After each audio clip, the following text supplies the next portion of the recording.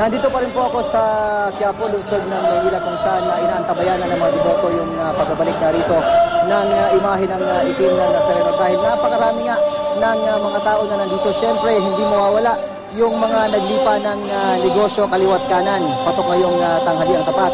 Ang mga stall ng pagkain, lalo't marami ang nagugutom dahil sa mahabang oras na paghihintay sa pagbabalik ng andas ng Poong Nazareno dito.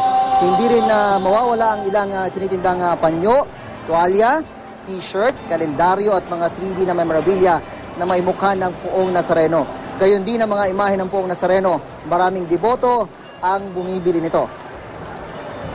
Base sa mga nakausap namin mga tindera, malaki-laki na rin ang mga benta nila ngayong araw, lalo't tumagsa na nga ang mga deboto. Pero kumpara raw nung nakaraang taon, mas mababa raw ang benta nila ngayon. Pero muling paalala po sa mga deboto, ang mga basura nyo po ay kayo na po mismo ang magtabi.